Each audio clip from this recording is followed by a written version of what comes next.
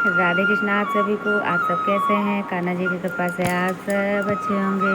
तो लाला का स्नान, ध्यान, सेवा, आरती, भोग सब हो चुका है। सुबह लाला को देगी दिए हमने दूध, जो सुबह का भोग होता है। सबसे पहला बिना नहाए लाला हमारे दूध पी लेते हैं और नहाते थोड़ा लेट हैं।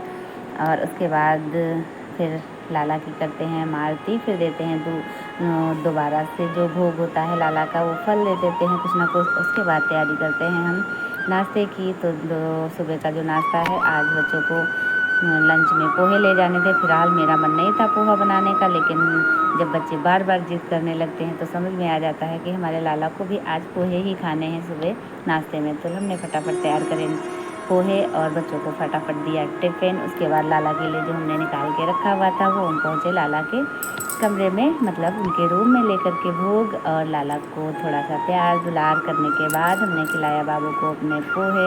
और फटाफट से तैयारी करने के बाद सारी, मतलब खाने की तैयारी करने के बाद, और फिर आज हमें छत पे भी थोड़ी साफ़ सफाई करनी है। साफ़ सफाई का मतलब ये कि दिवाली आ रही है तो घर में साफ़ सफाई तो करनी ही है। तो थोड़े पेड़ पौधे इधर उधर हो रहे थे, ख़राब भी हो रहे थे, थोड़े चेंज भी करने थे उनके गमले। तो हम फटाफट से थोड़ा बहुत काम करेंगे आज। और ये देखो रिशु भी आ चुके हैं। ये लमसम 12:30 बजे के आसपास आती हैं। और इनके आने के बाद इनने 2-4 बातें हमें स्कूल से बताई स्कूल के आने के बाद। उसके बाद बजती है बेल और एक बच्ची आने के बाद कहती है हमको चाहिए पानी, पिला दो। तो हमने उसे पानी दिया, बिस्किट दिया, उसने खाया। फिर बोली हमें कपड़े दे दो। हमने कहा हमारे कपड़े तो आपको आएंगे नहीं। तो बोली कि हमें छोटे बच्चे के कपड़े दे दो, क्योंकि मेरे भाई बहन छोटे छोटे हैं। और अभी कुछ दिन पहले हम एक दिन ये सोच रहे थे कि बताओ दिशु के मुंडन में ऐसे कपड़े आए हुए हैं, मतलब कि पहनाने वाले, मतलब ये कि छोटे सारे कपड़े हैं।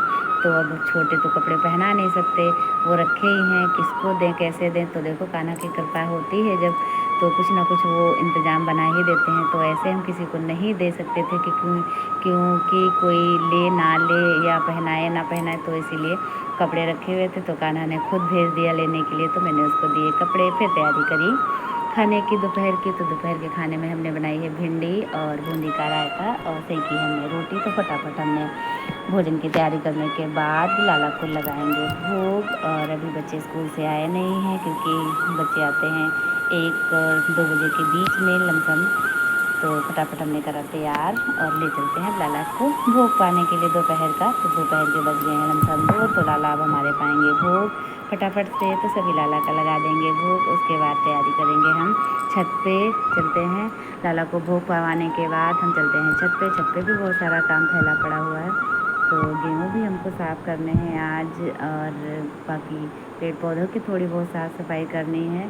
तो ये देखो चीकू महाराज पहले ही जहाँ 1-2 पेड़ निकाले तो आके पहले ही बैठ गए कि इनकी खाने की व्यवस्था हो रही है। ये भी तुलसी का पेड़ तो बिल्कुल नहीं रखता है। जितना पेड़ हमारे घर में लगा हुआ है वो सारा ऊपर हमने लगा के रखा हुआ है तुलसी का, क्योंकि ये सारा तुलसी का पेड़ खा लेता है। तो चलिए फटाफट से हमने साफ़ करे गेहूँ और फिर साफ़ करी हमने छत। लमसम बज गया धीरे धीरे 4, 4:30 का टाइम हो गया। आधे घंटे बीच का टाइम मिला। फटाफट फिर हमने लाला को उठाया, भोग में दिया दूध। उसके बाद फिर करी हमने शाम की तुलसी मैया की आरती, कान्हा जी की आरती। और फिर हमने भोग में तैयार करा आलू की सब्ज़ी और रोटी, वो भी लोहे की कढ़ाई में, क्योंकि ज़्यादातर सब्ज़ी लोहे की कढ़ाई में ही हम बनाते हैं, क्योंकि बहुत अच्छी बनती है और हमारे कान्हा को भी पसंद है। तो सभी लाला को लगा दिया हमने भोग और सबको करा दी निन्नी। तो राधे राधे सभी को।